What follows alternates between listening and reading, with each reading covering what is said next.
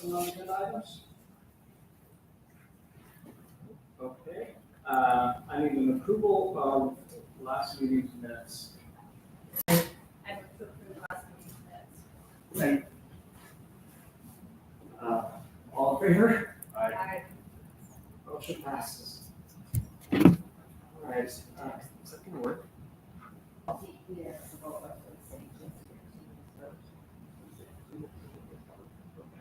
Yeah, so Rico is the fourth person. Sure. He's on the phone, so. Sure does. All right, we'll go to reports. Chris? All right, so our enrollment stays at 195. Looking back, we had our kindergarten roundup a couple weeks ago. We had 30 that attended that, which was huge. Just by comparison, last year we had 21. Lots of interest in our, I'm calling it the ELM program, because we are going to need to change its name once again to early literacy in mathematics. And that's going to be a requirement and another means by which one can qualify into the program. So let's just start getting used to ELM, I guess. That includes for the ELM class is full with 18 full-time students. We do have one or two on the wait list. Still collecting some documents from some of those parents. Kinder's numbers are set at 15 right now. That's consistent with what we had last year at this time. I actually was back at my board report from last June. And currently there are 27 kindergartners in this year's class. So we do anticipate that to grow over the summer. It usually does. So we'll just kind of have to keep an eye on things to see how these numbers materialize. All of our testing is complete, math, science test, everything is done and in the books. And that has allowed our teachers to start placing kids into their classrooms for next year. They do that first by weighing their academic achievement, and then they look at chemistry and which kids work best together, etc. So that is ongoing, and we'll post those on the exterior of the elementary door for everyone to see right out as soon as school gets out on the last day. So that is what's going on there. Current projects, busy with some field trips today. Second grade went to the Museum of the Rockies. I got to go with them. It was a wonderful field trip. They did a great job there learning about their exhibit there is all about T-Rex. Because they have one, the largest one on the planet, and the model there is actually going to Chicago. Kids got to see it. It was pretty fun. Kindergarten went to Helena. Their teachers report that it was a spectacular field trip at 406 Works, and I can't remember the name of the museum they went to. Tomorrow, 5th is off to the mine, and 4th grade is going to the Buffalo Jump. So busy day tomorrow as well. 1st grade is going to Sacred Ranch, and then next Tuesday, 3rd grade is off to the Caverns, and 5th grade goes to Piedmont on fishing day. And then, of course, our students started today with the walking field trips around town. They've painted up at least one per kid, but a lot of kids have done twice, the little rocks that they're going to leave around town as kind of a part of the game, saying that Whitehall Elementary has been here. They're learning about our town and the various businesses and amenities that are available to us. And they are calculating all of their miles walked. And if they reach an arbitrary number, which has not been told to me for some reason, on the last day of school, they're going to form a water balloon complex that I have to run through. So I imagine they will. I imagine they will probably reach the numbers. Yep. So we look forward to that. Our elementary track meet through so LPLM through 5th grade track meet is this Thursday. We're expecting good weather. Parents are welcome.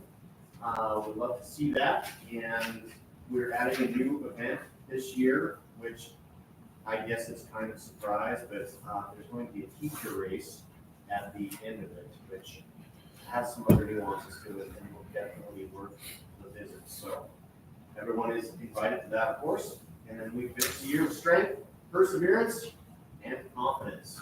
Rolling into a great summer. Thank you. Jason? Right. How are you? Good, how are you? Good, thank you. Yes. Thanks very much. Things have been extremely busy. Thought Christmas was busy. We have a concert right now. Our middle school concert is actually starting right now. We're in the NPR. Here are some programs for our biggest things coming up. In the 612, obviously, is graduation and 8th grade promotion. These were put together by, these are draft copies. They are put together by Mr. Solani. He is training Mrs. Ostrander. The old saying that busy people or good people are always busy definitely rings true. We're working our tails off, doing a lot. We're currently map testing in middle school. Doing some testing at the end of the school year is always tough, but I'm excited. When my youngest son got in the truck today, he told me he went up 3 points. So that was good. Literally, there are probably some errors. This is a draft copy. The daughter's an honor society. So She's also on country free. this is a draft. There already, since my staff meeting, has been a couple updates. One is for your daughter, Mrs. Easton, I'm aware. So, but as far as the order of events and the script, this is something that isn't just sprung on us. We've worked on a ton. Our graduation ceremonies here in Whitehall are typically an hour. One of the things that is absolutely challenging in the world of public education all over is today, everybody knows what's happened with Kenny down in Kentucky, Johnny over in Jersey, and every place else. They can let me know what's happened. So what we do here in Whitehall, that's a script of what we have been doing. Our ceremonies are right at about an hour. I couldn't be more excited. Just today I had a couple conversations with some of our students who are graduating this year. And every group, as much as you get to the end of the year and you're tired, I'm sad when I saw them and to see them go. But at the same time, I'm excited to see them go and spread their wings. So another great group of seniors graduating this Sunday. Our commencement speaker is Mrs. Bertram. Put together a good ceremony, a lot of work behind the scenes. Mr. Prevost, Ms. Hyland, Mr. Anderson, a lot of folks putting stuff together for these kids. So those are some scripts. If you do recognize an error, they are drafts. There are some errors, and we will update those before Sunday. One thing, looking back, we had our first talent show that we've had in a long time, and celebrating that. We didn't advertise it a whole bunch. It was in-house. It was a school event. Cell phones were not permitted, and it was awesome. So I really appreciate the student council doing that. Those are the things that we remember, that we talk about is the talent show. The winners were, our seniors. They did a cover of Billy Joel's Piano Man, and it's funny the things that you learn about kids during a talent show. The middle school kid that did a magic trick that loves magic. I didn't know. And I feel like I really know our kids very well. I didn't know the musical aptitude of the twins. They crushed it. They did a very good job. So really appreciated that. That was good. So I appreciate the student council doing that and their work. So I appreciate the work going into it. The kids have stepped up and did some things. They inspired others that already want to do stuff for next year.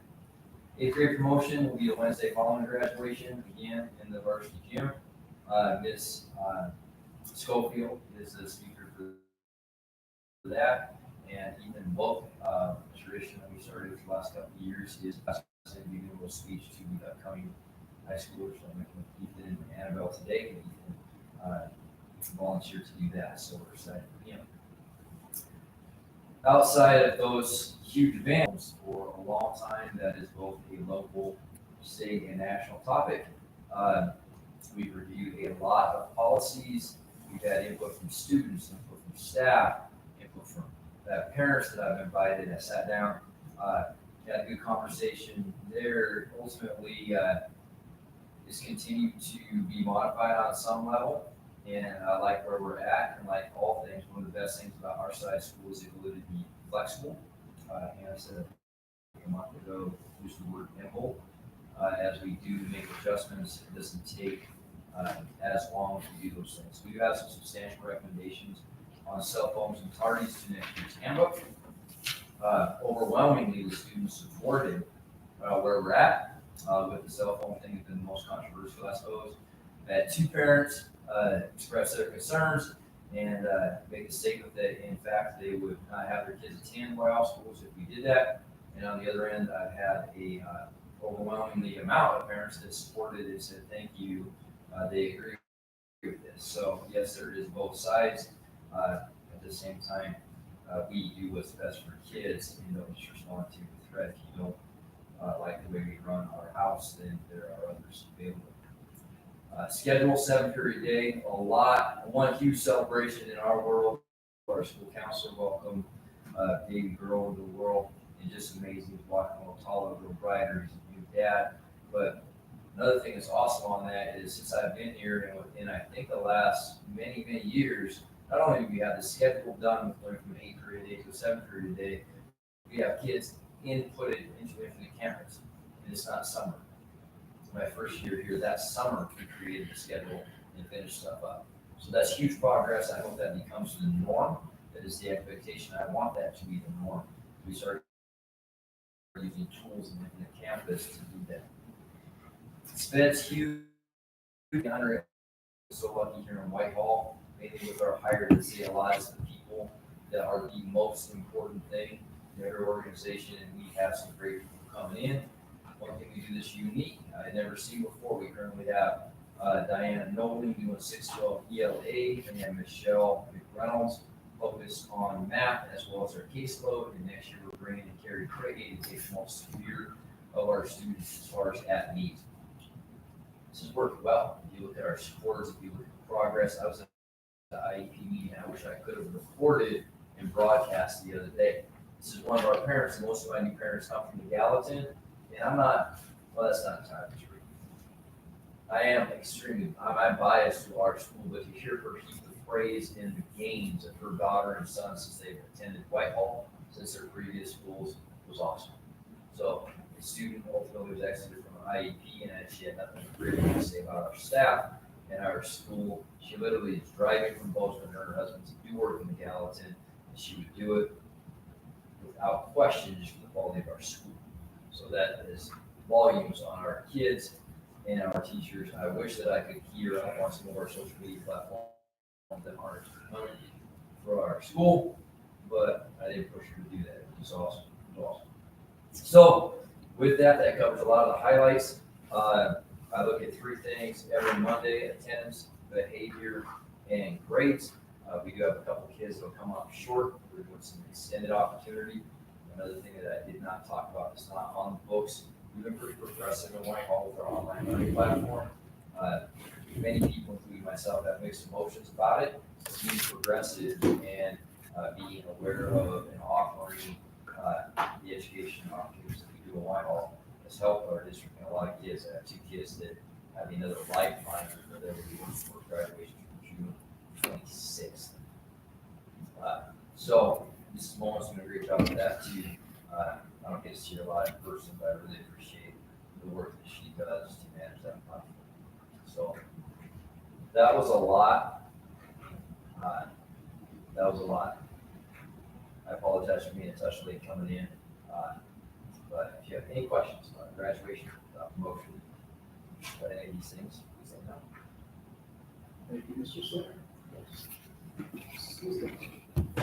Some exciting news that we received the $1.2 million reading grant, which will be for essentially the next 4 years. It's a 5-year reading grant. The first year is really weird. It's only from August until September, and we only get $13,000, so it's not enough to actually like do anything meaningful.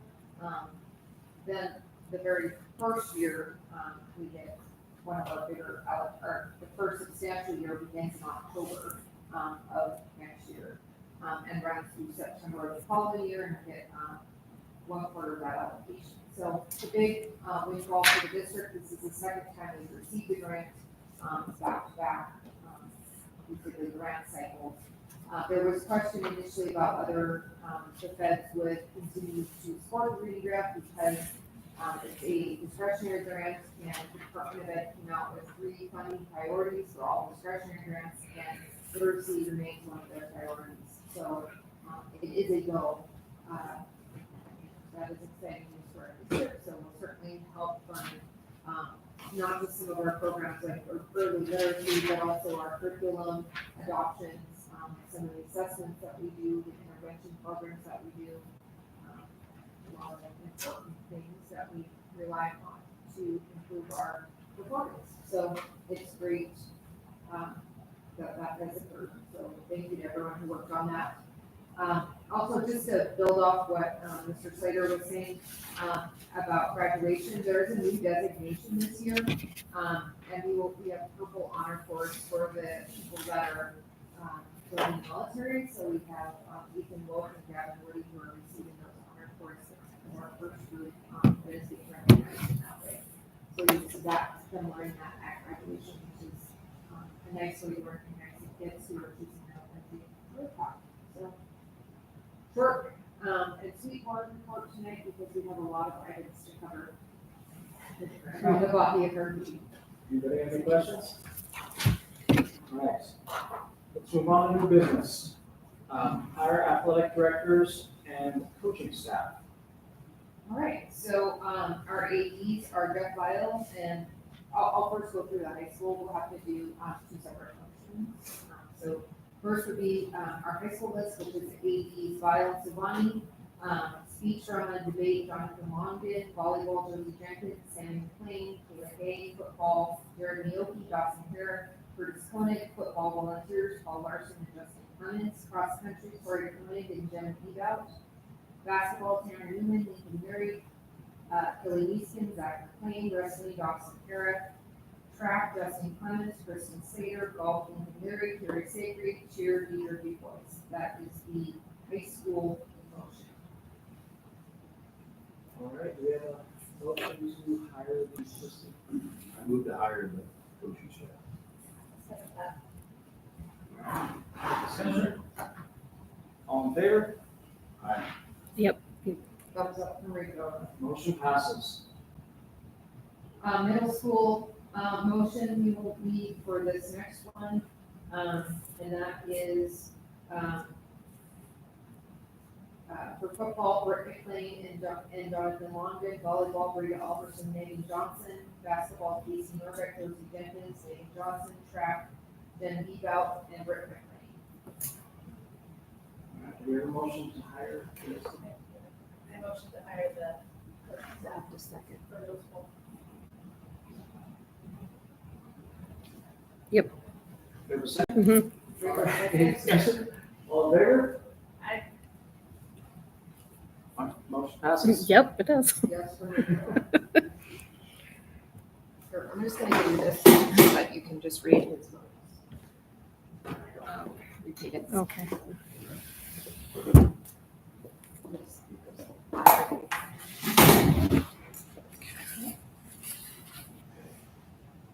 Good there? Yeah. All right, next is hire the custodian, Dennis Briggs. Yes, so our current high school custodian, Kim, is retiring, which she's done a fabulous job in our district and we certainly miss her, but wish her well with her retirement. She's excited to be at retirement age and kind of cutting back on the work she's doing.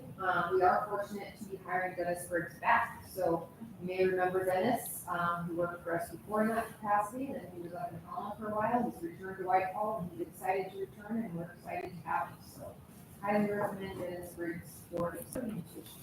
I move to hire Dennis Briggs and be great to see him again. Second that. All right, all in favor? Aye. Rico's eye. Motion passes. All right, declare items obsolete and authorize sale. So we have a number of items from various departments. From the maintenance department, we have the Husqvarna 42-inch riding lawnmower. From the shop and FFA, we have the cherry picker engine hoist, Delta 20-inch drill press, Miller Thunderbolt AC/DC powered, and that's 2 of those. And then technology department, 10 by speed Intel i5, small RAM, a hard drive, 10 iPads from the library, 2 AV cards, a VCR, and 2 TVs. And then from the 21st century program, the fencing equipment, and that is not fencing, but fencing as foils. So those are the items that we are no longer utilizing in our district and recommend that we render them obsolete and sell them. We have a motion to declare them obsolete, and so, I make a motion to declare the items obsolete. all right, seconded, all in favor? Aye. Motion passes. All right, approved Spanish travel club trip for summer 2026.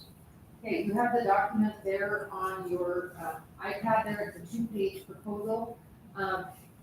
Due to kind of travel restrictions around the world, kind of uncertainty with certain regions of the world, Mr. Head has wisely chosen to stay stateside next year. But his focus will still remain exploring Latino and Hispanic heritage. But he's also going to wrap in the history teacher, and do kind of a dual trip. So the trip will actually be to Boston, because it's the 250th anniversary, and then also of the nation. So there's going to be historical things happening with that.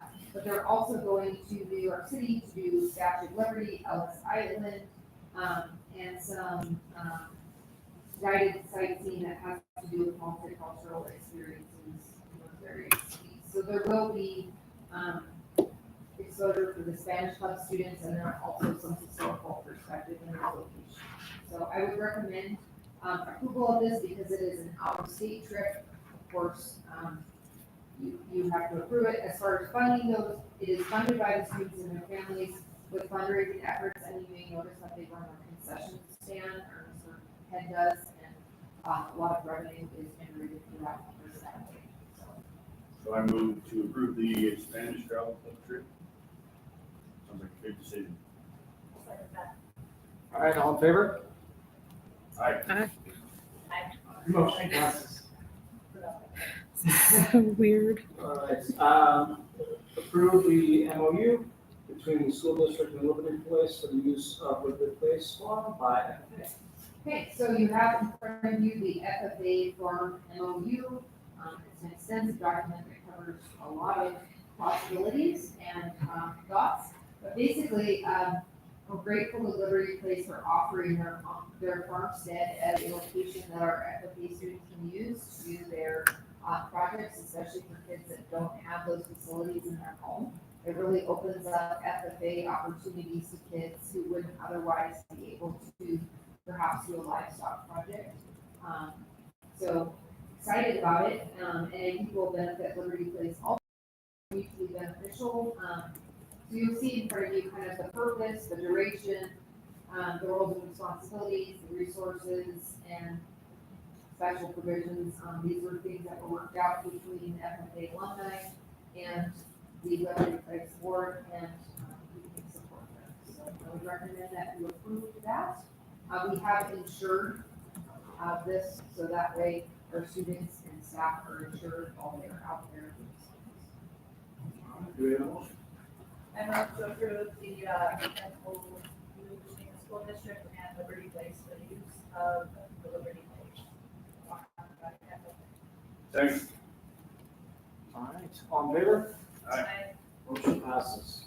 What's Rico's Yes. Yep. All right, review internet policy 3096, use of electronic services and networks. This is simply a review. You may remember if you've been on the board for any length of time, we do this every single year. This is part of our continuing our E-rate funding. We have to acknowledge that we have the policy and that we don't need to change it. So unless there's anything that you want to change on the policy for networks, speaking of the whole piece, there's no motion necessary. So we're good to go. Rico's good to go. Mhm. All right, updates, clerk job description to STARS legislation compliance. Yeah, so part of the STARS legislation that was just passed allows for the clerk's position to receive a quality educator payment like we get for our administrators and teachers. But in order to do so, we have to update to a very specific job description that clearly delineates clerk's duties. To be perfectly clear, this does not change anything Phyllis is doing. In fact, it just explains her job in great detail. Mhm. Doesn't add any duties. So in order for us to actually be compliant with the law, we have to have it in writing in our policies. So I would request that you approve the more detailed job description for the clerk. I so move. I'll second that. All in favor? Aye. Motion passes. Okay, food purchasing policy 8210. So this would be a new policy. The USDA has taken up restrictions on food programs and wants us to have a food procurement policy that is separate and apart from our existing purchasing policy. We have an existing purchasing policy that has a lot of the language that's already in here. However, it does not specifically reference food or the USDA. So this, as you see, is in much greater detail and definitely references food and Buy American provisions, which are all USDA requirements of the program. So it basically reiterates program requirements and policy. And they're now wanting us to have this in our policy, and I would recommend that you approve it because we follow these requirements anyways. I move to adopt the USDA approved food services. Second. Seconded, all in favor? I Hold on, he hasn't responded yet. I'll emphasize it.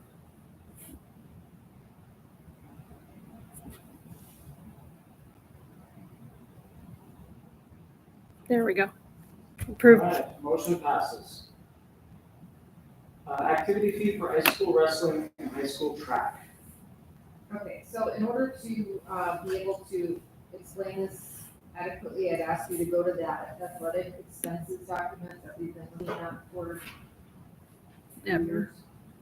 And if you go to the last pages, you'll see the student accounts breakdown. So we've been tracking our athletic expenses now for 3 years. It took us 2 years to adopt our existing fee structure after a lot of research.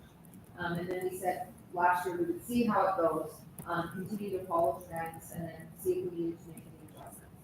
So followed all of our sports this year, and 3 stand out as having abnormally high travel expenses compared to other sports, and that is wrestling, high school track, and golf. So just looking at travel alone, those 3 sports comprise more than half of our travel budget, just those 3 sports. And that includes our middle school and high school sports. Just those 3 high school sports are more than half of our travel budget. But then I took an even deeper dive because I wanted to be as thorough as possible, and I included the non-travel expenses also to just look at programs across the board. What are they costing us? And at the end of the day, there's 2 programs that remain unaligned with the expenses of other programs. Golf actually drops off at that point because they don't have a lot of expenses for things. They don't have a lot of expensive coaches. So because of that, and they have high participation. So because of that, golf then drops to a similar rate of expense as other sports.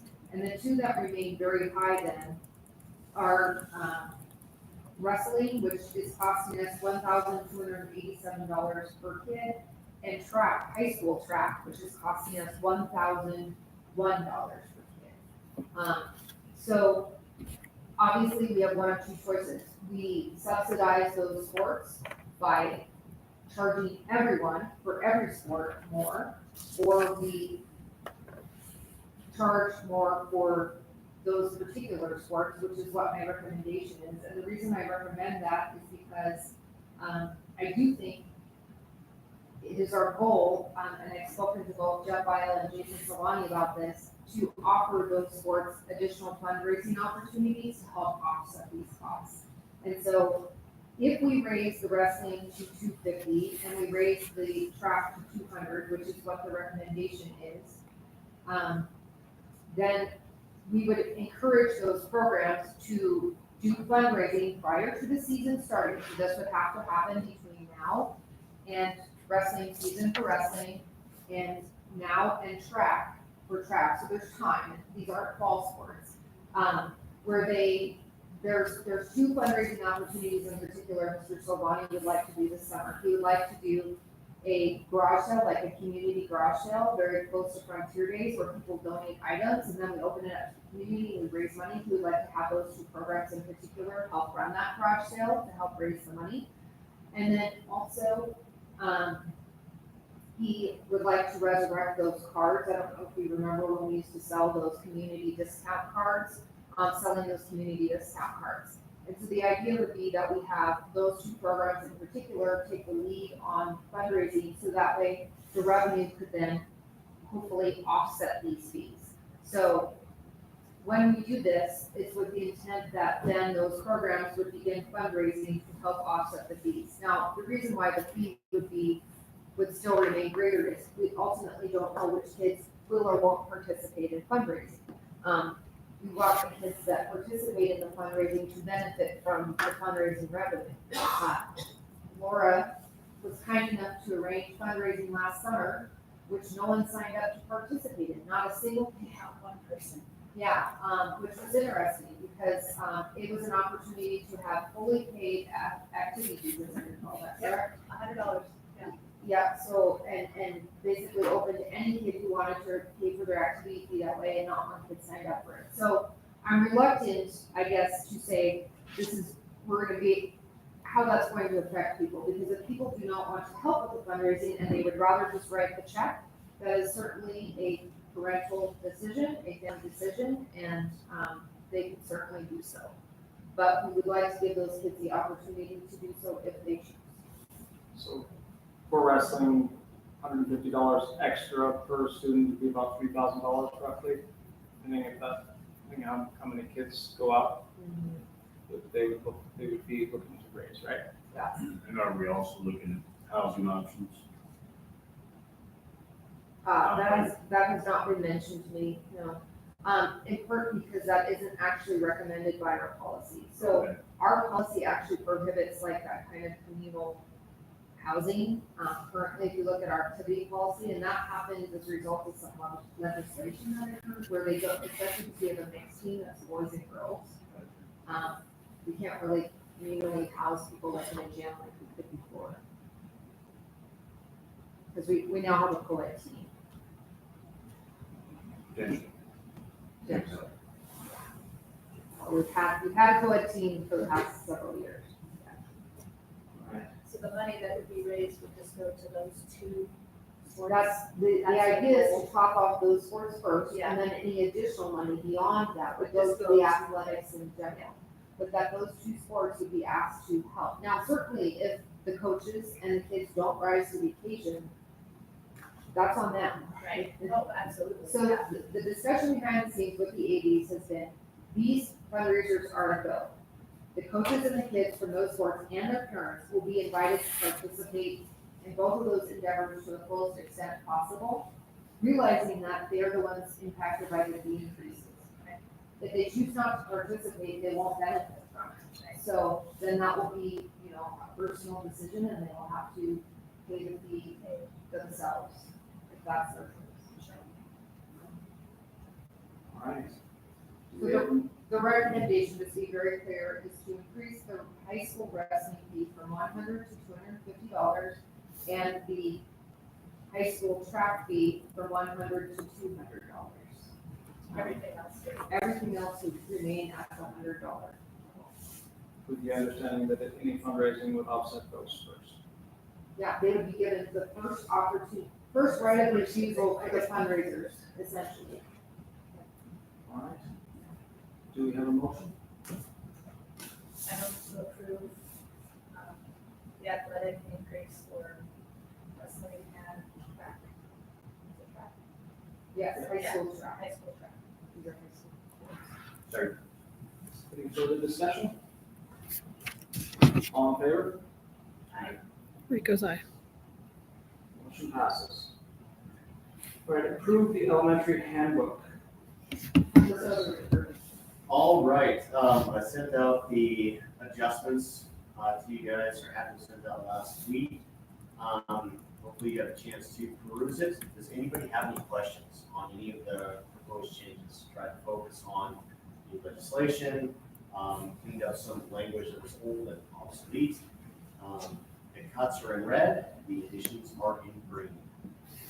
Does anybody have any questions on any of those parts?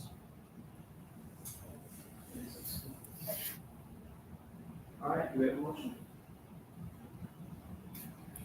I move to approve the elementary handbook changes.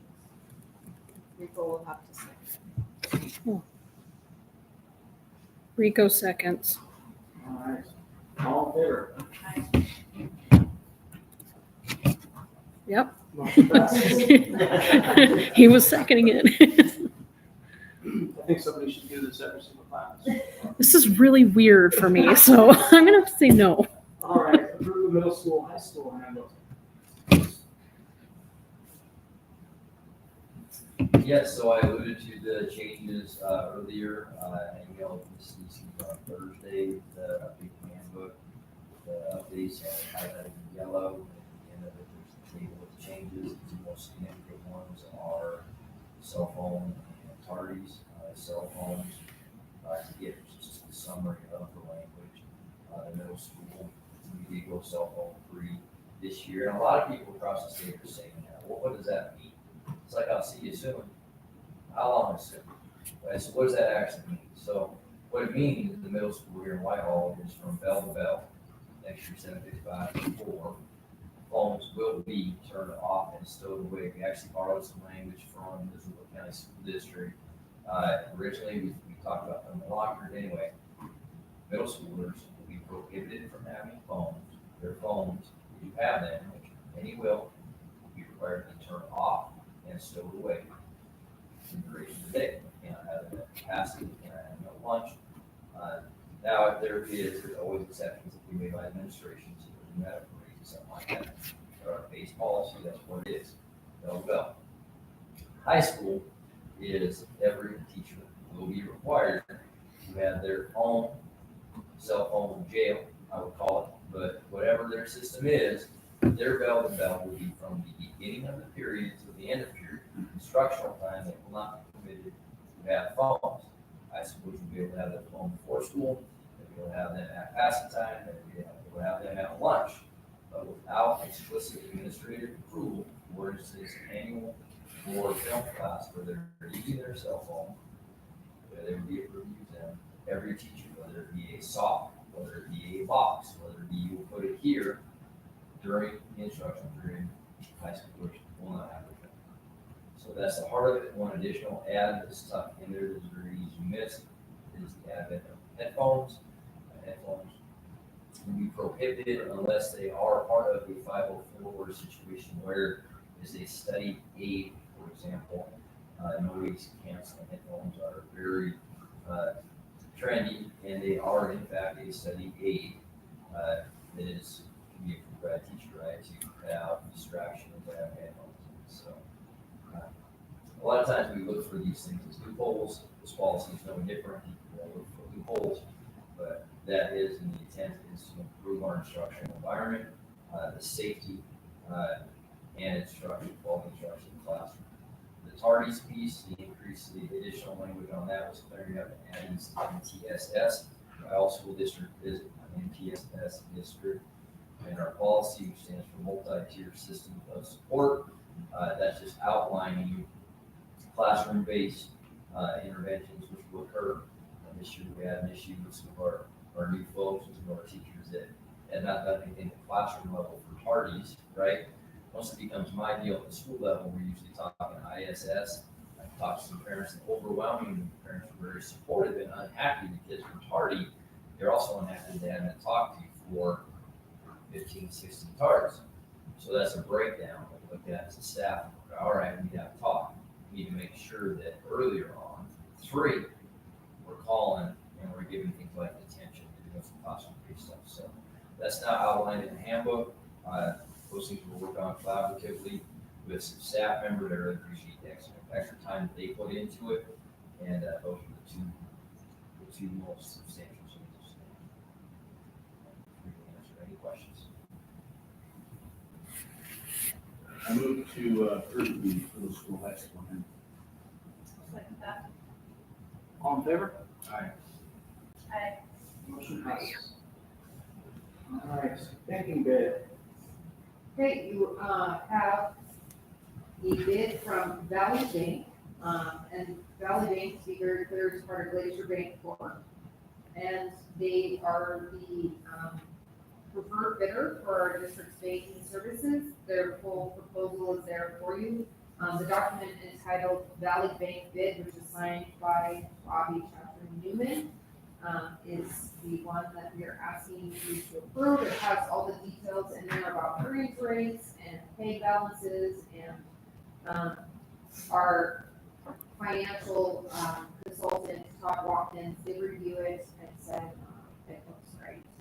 He was actually surprised that we were at zero pay balance. Pay balance is essentially the amount of money that you have to have in the account at any given point in time, and you only earn interest over and beyond that amount. And so the fact that they gave us zero was actually really good. So that means we start earning with $1, which is actually not really that common sometimes with commercial banking. So that was a positive development. So we would recommend that you approve that, and we would move forward with the transitioning.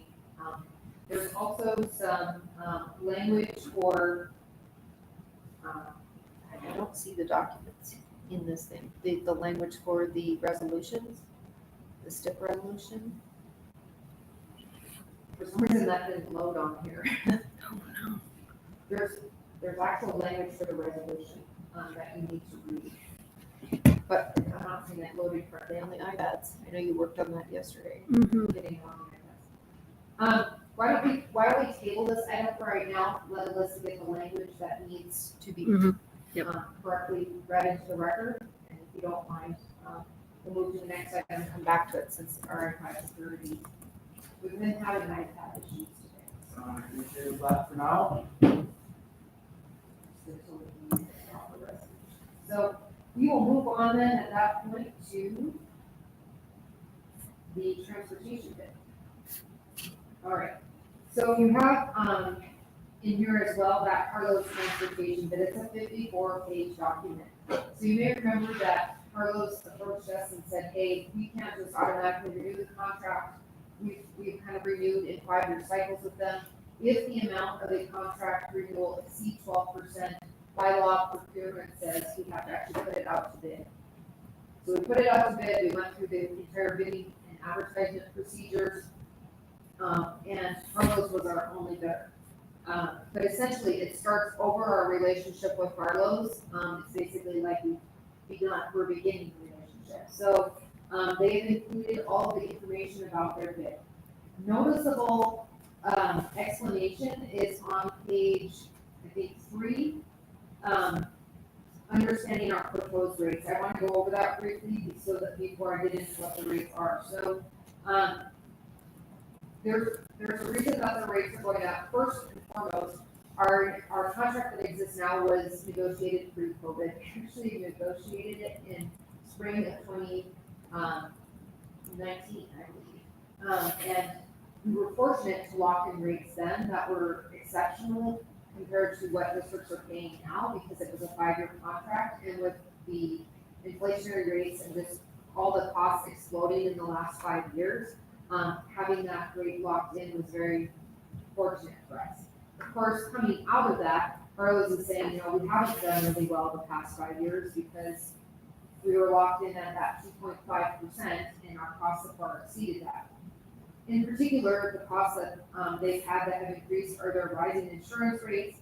Their insurance premiums have seen substantial increases, which impact the cost of doing business, as well as escalating maintenance costs. They said that the cost of maintenance, labor, and parts has risen significantly, outpacing the consumer price index. And this is how they basically maintain their buses and ensure that they are minimizing breakdown and service disruptions. Beyond that, Their driver wages have remained largely flat, and the proposed rate increase would allow them to implement a 50% increase in driver wages, which is sorely needed because recruiting bus drivers is extraordinarily difficult. So that's the impetus for their rate increase. If you go to the more detailed explanation in the board notes, really, what does this look like at a basic level? The bid reflects a significant increase to our route charges. So the route per day charge would increase from $336.53 per day to $535.08 per day. We have 7 routes, so basically that is the increase we see per route per day. However, what is positive about the bid, when you think about the routes increasing, is that there is a zero change to our activity busing. This is positive for us because our activity busing is what comes out of our general fund budget. This is our athletic busing. We've been talking about our athletic and activities busing for 3 years now, and those expenses. So the fact that those are known cost to us and they will not be increasing is extraordinarily positive. So the net increase, the overall increase to the transportation cost will be to our transportation budget, which of course still is money that we obtain from taxpayers. And so what does that look for the taxpayers? The estimated change then to the elementary transportation levy for the 6 elementary routes is $90,978. This is the additional amount of dollars that carlos get over the course of the year for all of the routes for transportation. How does that transfer to mills? That is not at roughly 9 mills. The estimated impact on $100,000 is $6, and $100,000 of house value is $6.87. For a $300,000 house, this would be $20.61. For a $600,000 house, $59.67. That's for our elementary district taxpayers. For the high school district, and please remember, I'm using the taxable valuations from this year, 2025, because we do not get the taxable valuations for 2026 until like the second week of August every year. It's always like really late, and then we're scrambling to get our budget done. So realize that this is probably a high estimate. We expect that our taxable valuation will actually go up. It typically goes up every year. When taxable valuation increases, the mills drop. So this is a high estimate. For high school, because high school has 7 routes, because the Cardinal route is high school only, the amount assessed to the high school district would be $106,143. That is an estimated change in mills of 6.62. Why is that less than the elementary district? It's less because the taxable valuation of the high school district is $16 million, while the taxable valuation of the elementary district is only $10 million.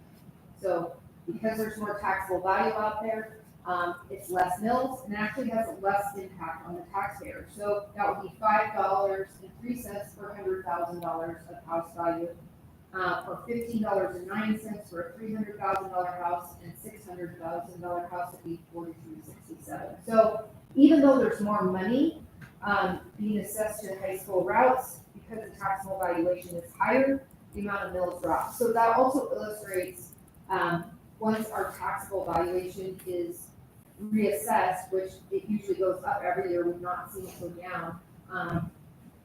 We expect actually that this is a high estimate on the impact to the taxpayers of the Carlos bid.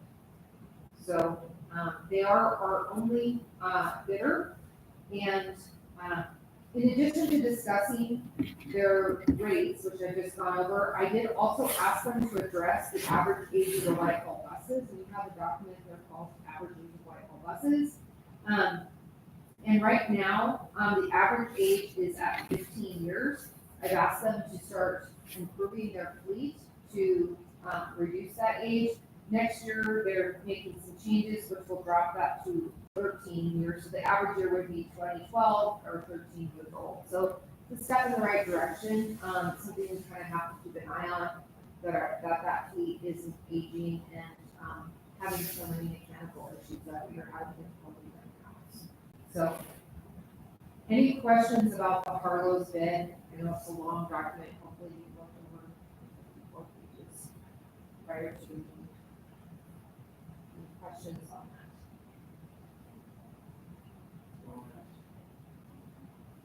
Do we have a motion to approve the bid? I move to approve the bid. I'll second that. All right, all in favor? Aye. It goes, yes. All right, motion passes. On to claims and accounts. Do you want to return to the resolution? Yeah, so I couldn't get Colton to put it, he must be busy, he's at a baseball game, but I did just text you all the link to the resolution. And Hannah, I will add you to that as well. STIP has better rates right now than we're currently with Edward Jones, and I meet with them a couple of times a year, and they even tell me you do better if you switch your funds over to the state. So this is just the resolution, basically allowing us to go ahead and take our funds that are currently with Edward Jones and move them over to the state. So STIP is the, short-term investment pool by the Montana Board of Investments. So the banking transition is twofold. The request is to approve the Valley Bank proposal and also to approve the language of the STIP resolution, which these are at the end of the process that we need to do, basically move our investments and move our revolving funds kind of as one thing. If you remember back to our previous meetings where we discussed this part. All right, we have a motion. I, motion to approve the bank bid. And And the the STIP STIP resolution. Second. All right, all in favor? Aye. Motion passes. Now on to claims and accounts. Do we have a motion to approve the elementary claims and accounts? I move to approve the elementary claims and accounts. Request a second. Yes.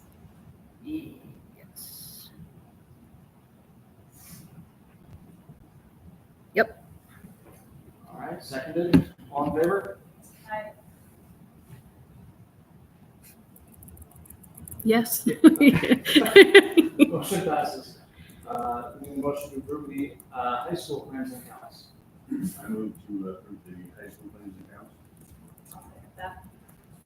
Motion passes. Or, sorry, all in favor? Aye. No, it passes. Okay, the authorization to pay the June bills. Because we don't have any. That's right. We need the authorization to approve our June bills so that we remain on track to pay our bills and transactions with summer. And I move to approve the payment of the bills. Second. All in favor? Yep. Motion passes. Motion to adjourn. I so move. I'll second. All in favor? Yes. Motion passes. Meeting adjourned. Thanks, Rico. Yep.